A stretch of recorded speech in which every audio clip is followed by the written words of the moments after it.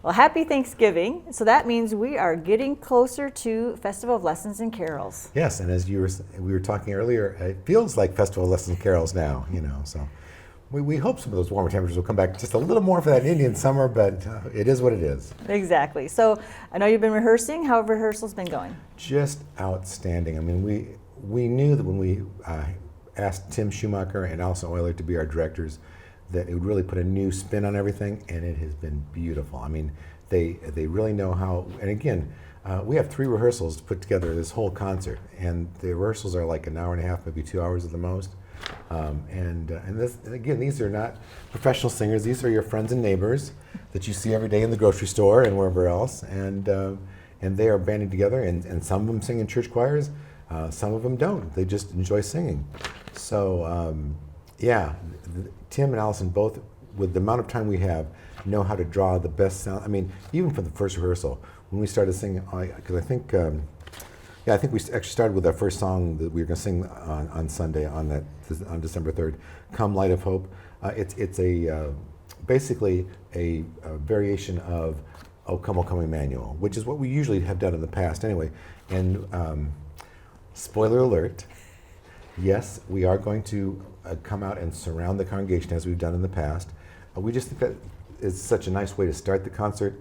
I know sometimes people think they're kind of like in a monastery or something, but again, not a bad thing, because I mean, you consider some of the sounds that come from large spaces like that and choral singing. It's just a really nice effect. And then of course, yeah, we'll come up to the front and so everybody can see our smiling faces or whatever. So. Mm-hmm. So, and musicians from all over, you mentioned your friends and neighbors? Yeah. As I mentioned earlier, in this day of communication, we all get by our phones.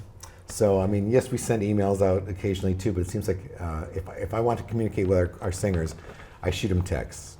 And so I don't really pay attention to where I'm shooting these texts to until I was looking at our list. And when people come to sing with us, we get their name and where they're from and their email and their cell phone. And so as I was going through this sheet, it's like, oh my gosh, we have people from Algona, from Emmitsburg, from Ruthven, from the Milford, I mean, kind of from all over the area. So it's not just the Spencer people.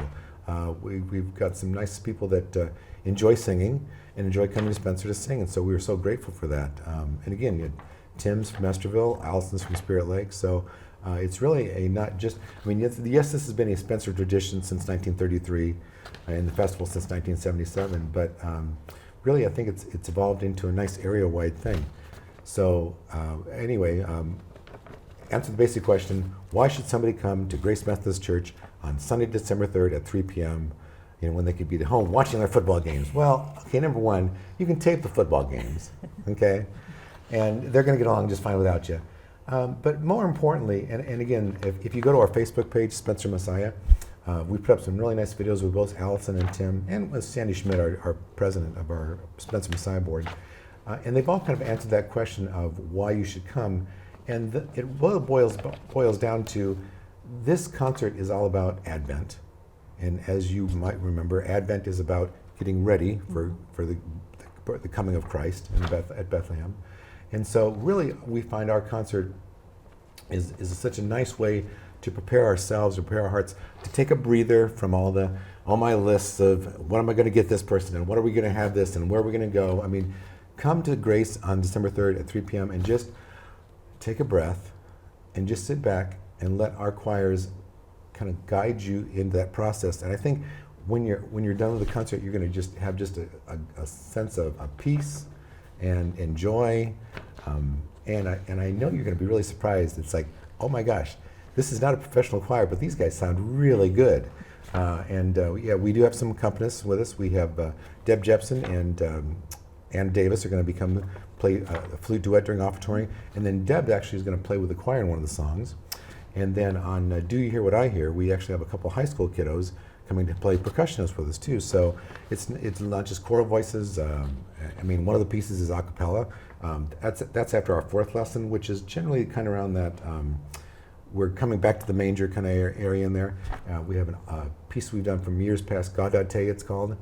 It's a cappella, and it's one of my favorite pieces. So, I mean, there's so many. After the second verse, we're doing Every Valley, which again, It uses that Isaiah theme of, every valley shall be made low and all that kind of stuff. But really nice tune there. After the third lesson, it's Ave Maria, and it's not the Ave Maria you might think of. It's done with a little different accompaniment. And Allison, one of our directors, she's actually going to be soloing in the very beginning of that one. So really such a nice variety of section music. Sometimes the tenors and basses are featured. Sometimes the soprano altos are featured.